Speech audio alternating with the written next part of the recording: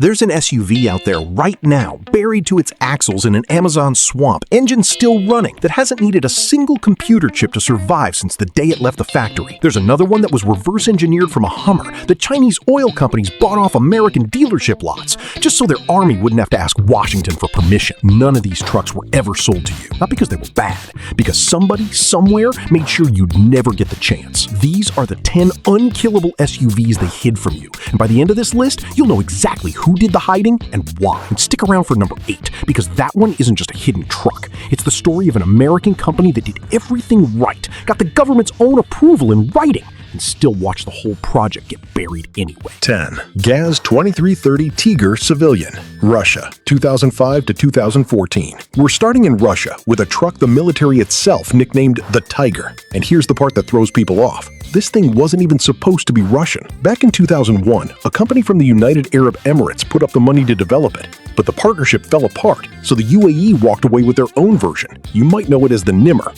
while Russia kept the blueprints and ran with them alone. By 2006, it was in the hands of Spetsnaz Special Forces and riot police. Built on a chassis so rigid it can cross a 1.2-meter trench without so much as flinching. Under the hood, most of them ran a 5.9-liter Cummins turbo diesel. American-built power, because when your soldiers are stuck in minus 50-degree Siberian cold, you don't experiment. 400 millimeters of ground clearance, fully independent suspension on torsion bars, a center diff lock you throw by hand, no electronics involved. They did build a civilian version, a fully enclosed 5-door SUV disguised in leather and air conditioning, but it weighed over 7 tons and drank fuel like a small industry, so the West never touched it. The only people who ever got to own one were governments already friendly with Moscow. 9. Dongfeng Mengshi EQ 2050 Civilian, China, 2006 to 2014. In 1991, Chinese military officers watched American Humvees dominate the Gulf War on television, and they panicked. Just 3 years earlier, they'd seen the same vehicle at a Beijing Defense Expo and shrugged it off as too expensive, too big. Now it looked like the future of ground warfare, and they didn't own one. But you can't just buy a Humvee from a country that isn't selling you weapons. So in the mid-90s, Chinese police departments and oil companies quietly purchased civilian Hummer H1s through commercial channels, shipped them home, and took them apart piece by piece. What came out the other side was the Dongfeng EQ 2050. Same portal axles hidden inside a widened frame, same brutal ground clearance, but with the front end reshaped just enough to dodge a lawsuit. Power came from a licensed Cummins turbo diesel, putting out around 150 horsepower. Mechanical, no fragile electronics to fail in a flood. The state kept nearly all of them for the army and police. A handful slipped out to allied governments in places like Zimbabwe and Belarus. For everyone else, it simply doesn't exist. 8. Peugeot P4, France. By the late 1960s, the French army was still running Jeeps left over from World War II. They wanted a European replacement, a shared project with Germany and Italy called the Europa Jeep. 50,000 units split 3 ways. But the 3 countries couldn't agree on anything, so Italy went off and built their own, Germany went off and built the G-Wagon, France was left holding nothing, so Peugeot did something almost nobody expected. They went to Mercedes and struck a 50-50 deal. The result was a French military vehicle built entirely on a genuine, fully licensed Mercedes G-Class chassis, but powered by Peugeot's own diesel engines and gearboxes. It's arguably the best-kept secret handshake in automotive history. Real G-Wagon toughness, French mechanicals, zero luxury electronics to break down in combat. And here's the catch that killed it forever. Buried in that Mercedes contract was a clause banning Peugeot from exporting the P4, military or civilian, to almost anywhere on Earth. Only a handful of French allied African nations were exempt. Without export markets, Peugeot could never build enough of them to bring the price down. The best hidden bargain in Europe stayed hidden, on purpose, by contract. 7.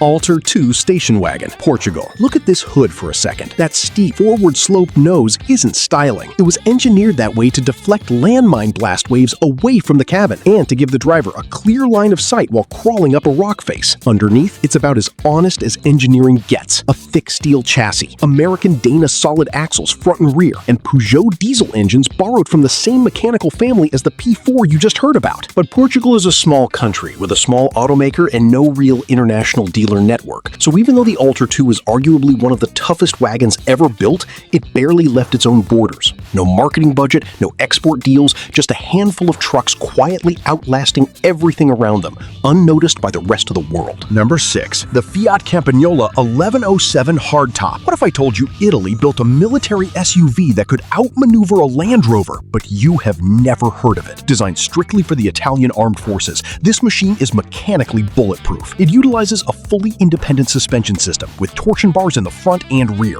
This engineering choice eliminates vulnerable solid axles from the center, providing massive ground clearance to crawl over battlefield obstacles. It features mechanical locking differentials and operates with zero complex electronics, relying entirely on raw steel and gears. So why is it unknown? Fiat restricted production almost entirely to military and government contracts. The Italian government hoarded these vehicles, preventing global civilian exports. Global markets were quickly dominated by competitors, leaving the Campagnola as a forgotten, restricted military vault on wheels.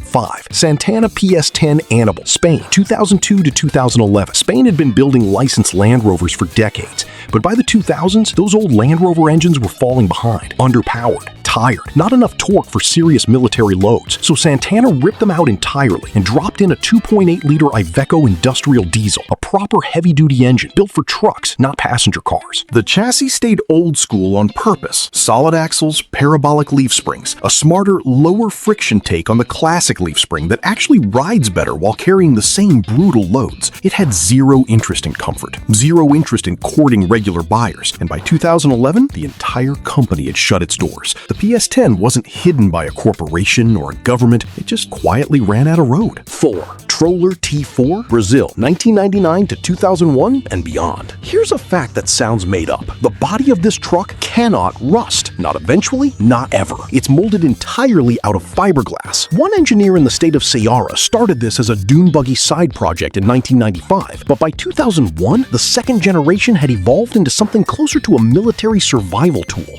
A real ladder frame chassis, Dana 44 solid axles, a Borg-Warner electronic transfer case, and eventually a 2.8-liter MWM diesel putting out real torque. 3. ARO 244 or CrossLander 244X, Romania and the United States. This one starts in communist Romania, where the ARO 244 was tough, simple, and cheap enough that Romania exported it to 55 countries before the regime collapsed in 1989. Fast forward to 2003. A Cuban-American businessman buys a controlling stake in the old Romanian factory. His plan? Rebuild it in Brazil as the CrossLander 244X, drop in a 4.0-liter Ford V6 to meet American emissions rules, add proper Eaton locking differentials, and sell it in the United States as the cheap, mechanical alternative to a Land Rover Defender that nobody else was offering anymore. And it actually worked. In December 2004, the EPA certified it for emissions. That's real. That happened. But the truck's old-school design had no airbags and no anti-lock brakes as standard, so it needed a federal safety waiver just to be sold, and it got one. A 3-year exemption granted in January 2006. Then a small transmission change accidentally dropped the vehicle's total weight below the legal cutoff for that exact waiver. One number